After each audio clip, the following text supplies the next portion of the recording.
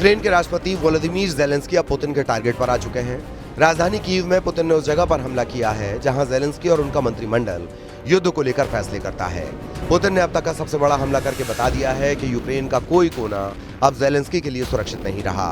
Putin की record बमबारी के बाद अब यूरोप के सामने सबसे बड़ा सवाल है कि क्या वो यूक्रेन में सेना भेजेगा या सुरक्षा गारंटी फेल साबित होगी। सबसे बड़ा हमला, सबसे बड़ा धमाका, पुतिन ने जला डाली यूक्रेन की कैबिनेट बिल्डिंग जहां ज़ेलेंस्की लेते हैं युद्ध के सबसे बड़े फैसले। ज़ेलेंस्की के दफ्तर को पुतिन ने निशाना बनाया है। यहीं ज़ेलेंस्की का मंत्रिमंडल युद्ध का एक एक फैसला पास करता है।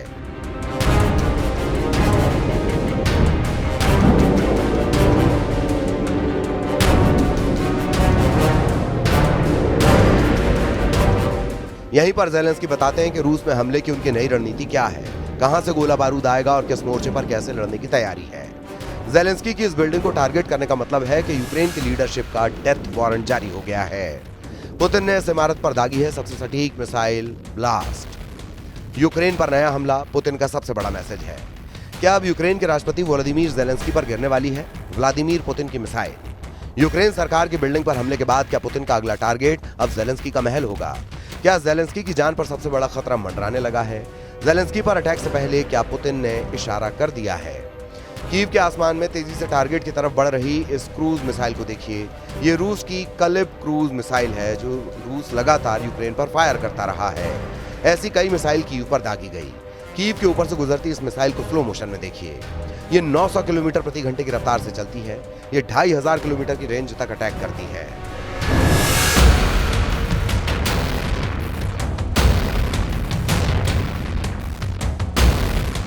इसी कलिब्र मिसाइल से कीव पर हुआ है बहुत बड़ा हमला।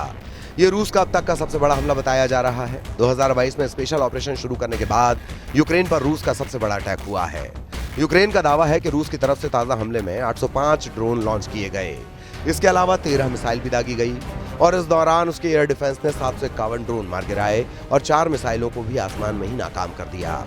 कीव के आसमान में कलिब्र मिसाइल की जोड़ी देखी जा सकती है। एक मिसाइल के पीछे दूसरी मिसाइल भी आ रही है। पहली तो अपने टारगेट पर सटीक हमला करती है, लेकिन दूसरी मिसाइल को यूक्रेन का एयर डिफेंस हवा में खत्म कर देता है। यानी ज़ेलेंस्की को नेटो से मिले हथियार 50% क्षमता से काम कर रहे हैं। यूक्रेन की कैबिनेट बिल्डिंग के अलावा कीव में एक अपार्टमेंट पर भी अटैक हुआ। यहाँ कई लोगों के मरने की खबर है।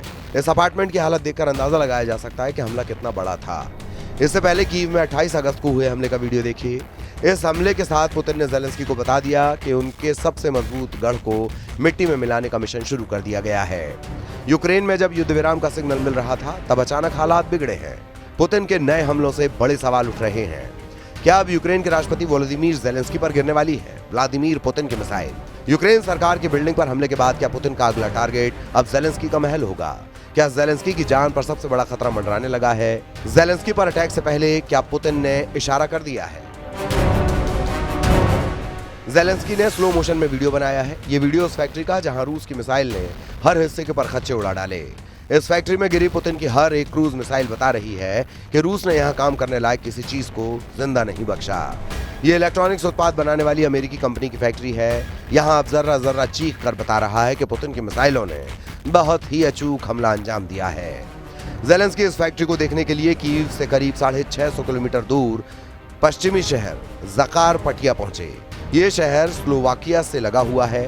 पूर्व में डॉनबास पर कब्जा करने के बाद पुतिन के टारगेट पर अब पश्चिमी यूक्रेन है और ज़कारपटिया जैसे शहर पर हमला करके वो नेटो का दरवाजा खटखटाने लगे हैं।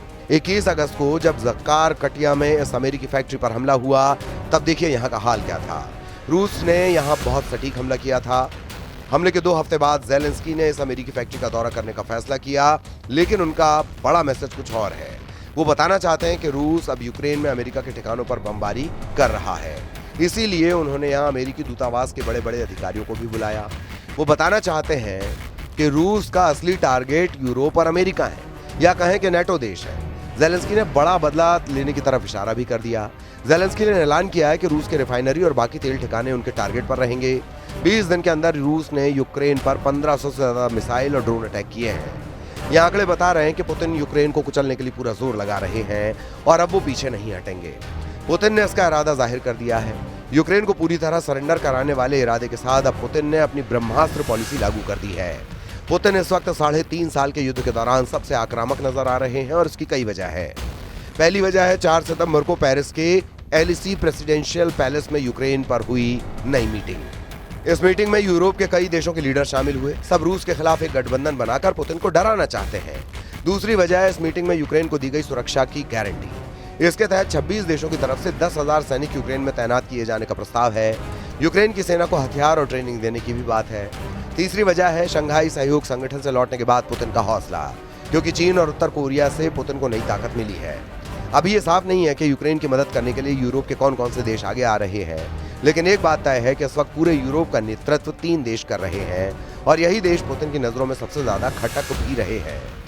इसमें ब्रिटेन है, इसमें फ्रांस है और इसमें जर्मनी है। ये तीनों देश कह रहे हैं कि हमें किसी भी इमरजेंसी के लिए तैयार रहना होगा। इसमें भी कीर स्टारमर और इमैनुअल मैक्रो सबसे ज्यादा सक्रिय हैं, जबकि जर्मनी ने कहा है कि वो यूक्रेन में सेना नहीं भेजेगा। इटली की प्रधानमंत्री जॉर्जियो मेलोनी ने भी साफ किया है कि वो यूक्रेन में फौज नहीं भेजेंगी। हालांकि वो यूक्रेन के बाहर जेलेंस्की की फौज को ट्रेनिंग देने के लिए तैयार है। यूरोप से आने वाली मदद के बीच अमेरिका क्या करने जा रहा है, इसे लेकर यूरोप के कैंप में कुछ साफ नहीं, या फिर इन सबको यकीन हो गया है कि अमेरिका अब अपने दम पर कुछ ज्यादा नहीं करना चाहता। वैसे यूरोप इस बात से घबराया हुआ है कि कहीं डोनाल्ड ट्रंप अब यूक्रेन को रूस के सामने सरेंडर करने के लिए साफ शब्दों में अल्टीमेटम ना दे दें। अभी यूक्रेन के 20% हिस्से पर रूस का कब्जा है। ये करीब 1,14,500 वर्ग किलोमीटर जमीन है। इसमें क्राइमिया है, डोनेस्क है, लुहांस्क है, खेरसॉन, जापोरिजिया और मारियुपोल भी है।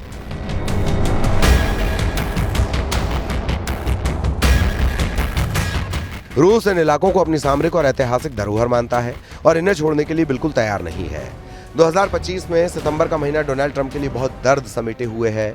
अभी ट्रंप को राष्ट्रपति बने 1 साल भी पूरा नहीं हुआ और उनके सामने यूक्रेन के अलावा अब मल्टी फ्रंट खुलते जा रहे हैं, जिसमें रूस भी है, ईरान भी है और अब बीजिंग में अमेरिका के 3 सबसे बड़े दुश्मन इकट्ठा हुए तो पैनिक साफ नजर आ रहा है।